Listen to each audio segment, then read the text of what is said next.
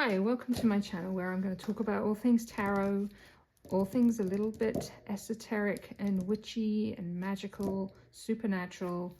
I'm just like try a little bit of everything. But first I thought I'd kick things off with my 5 favorite mass market tarot decks. It's an easy in and then kind of a way for you to know what kind of thing I'm going to be doing on this channel, what I'm going to be talking about. If you're into this, then you're going to love it. If you're into different decks, there's so many channels for tarot. So let's get started with this deck. This is one of the first decks that I really enjoyed. I tried studying tarot, and this came along and suddenly everything clicked in a really pretty way. I love the colors, the imagery. It's not typical of the decks that I have, and the other decks I've got coming up will be a little bit darker maybe than this, because I don't tend to be drawn towards cute, pretty decks. They have to say something to me, but this one I enjoy using to read for other people because the images just are easy for them to understand. They know why I'm telling them what I'm telling them. They can see it themselves in the cards, which is not always true of tarot decks. Even the Rider-Waite-Smith deck, which is not on this list because I think the classic Rider-Waite-Smith deck and the Thoth deck should just be in. Anyone who's serious about tarot should have those in their collection. They're just study decks for me. I don't read with them an awful lot. Now this, though, it's a very kind of boho, Coachella, drum circle. It's just easy, it's modern, and often when people say to me, I'd like to get into tarot, what decks do you recommend? This one comes up all the time. It's just easy to know what's going on, and I do enjoy this. She reminds me of Moana. So that's the first one, and it's not one that is typical, like I said, of what I actually normally do, but I wanted to get out of the way because it's an important deck to me. It really does work well when I'm reading for other people.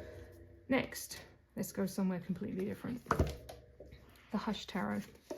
This one I have because I love the artwork, number 1. 2, it's a challenging deck, and I do like a challenge. It's not a huge guidebook. It's going to tell you the meanings of the cards, but it's not going to give you a deep dive into why the artwork is what it is. And this deck does challenge because it's not typical Rider-Waite-Smith imagery. Sometimes you have to really meditate with the image to figure out how it is connected to that. It's nature-based, which is not something I usually am drawn to if it's just animals, but there are some people in this deck too. This is great. Crows, and the artwork is just so stunning, and like I said, it challenges me to know why certain cards are obvious. I mean, there's a 3 of Wands, 3 Wands, but when it comes to, let me find one. There we go, 7 of Cups. Why is this the 7 of Cups? Normally we see 7 Cups choices, not there. 8 of Cups. It's not typical, but that's okay. It's fun to have things that aren't typical sometimes. You just makes you think more about the meaning of that card if you have to draw that meaning out from an image. This is great. It's a fall deck for me. It feels very fall. It feels very Morrigan. It feels very dark, goddess, earthy, Celtic. There's something about it that just fits into my practice. And it's edged. I think all the decks I'm going to show you here have edging, because if I love a deck, I will edge a deck. So that's the Hush Tarot. Beautiful, kind of weird. Next, Tarot of Vampyres. Now this is here not necessarily for the cards, which are beautiful. The imagery, the artwork is just stunning, but more so because it contains this book. This guidebook is huge. Normally, Llewellyn, when they put these books in, you'll find, and you'll see in another deck that I've coming up, that half the book is an image of the card, a whole full page image. So you've actually got only half the book would be text. This is all information. It's very points in the direction more of the Thoth Tarot. There's a lot of Kabbalah in here, astrology, and it really does tell you not just what the card means, why it means what it means, why the images are why they are, what's in the imagery, why it relates to this card, which is something that the Hush Tarot doesn't do. But the artist here, Ian Daniels, he will explain to you exactly why he's drawn the vampires the way he has. Again, here is the deck, edged, beautiful rose on the back, and there will be, she has the symbol for Venus around her neck. The astrological correspondences will be there. Even in the minors, you will find somewhere is Leo and Saturn. It's just there.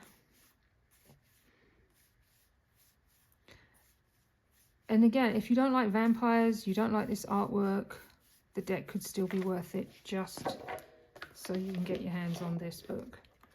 Especially if you're looking to perhaps explore the Thoth Tarot. It's a great introduction because you do get actual images on the minors, where the Thoth Tarot is a little bit more pippish.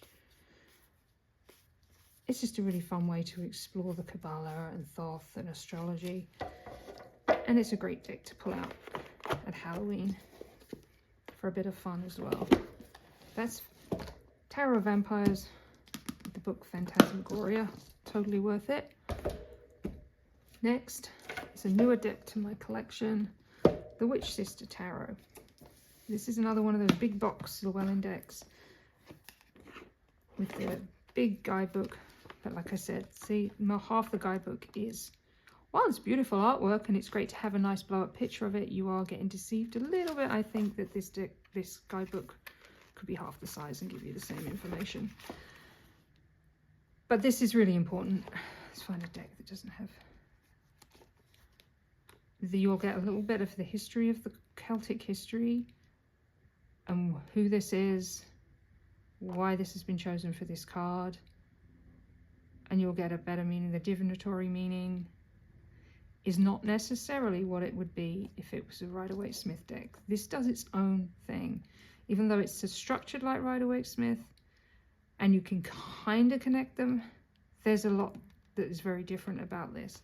And this is becoming a favorite of mine just because it just resonates with me. Something about it when I do, again, edged by myself, it won't come like this. When I pull from this deck, the meanings just are clear to me, what it's talking about, because it's exactly what I need to hear. Sometimes I have to really figure out how that relates to my life, but this card will tell me exactly these cards. And Julia Jeffrey's artwork, it's the same artist who did Tarot of the Hidden Realm, which is also beautiful, and actually I haven't used very much, but I plan on doing a deep dive into that one as well. I may do a flip through of both of them together. I really would love it if she did an oracle deck to go with this. Absolutely beautiful. And I've been doing a lot of work recently with the Morrigan, and this has worked perfectly for that. Just beautiful. And witchy, and I'm not very witchy. But this one, dark witchy. I like dark witchy. The final deck I'm going to talk about is the Tarot of Mystical Moments.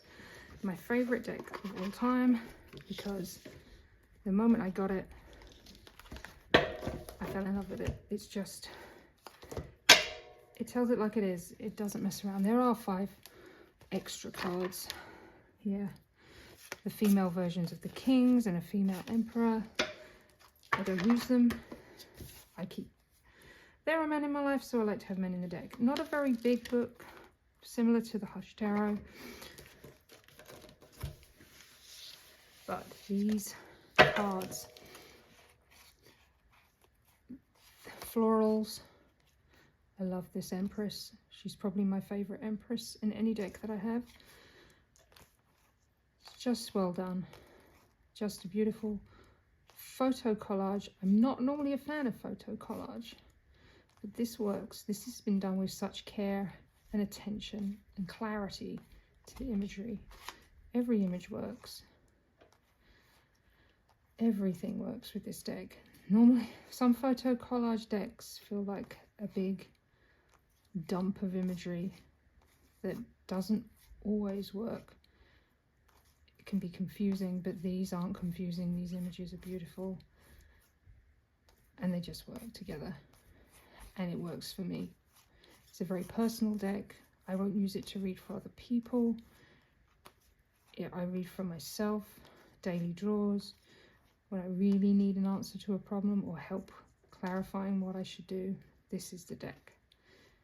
It doesn't mess around. It tells you exactly what you need to hear, even if you don't want to hear it.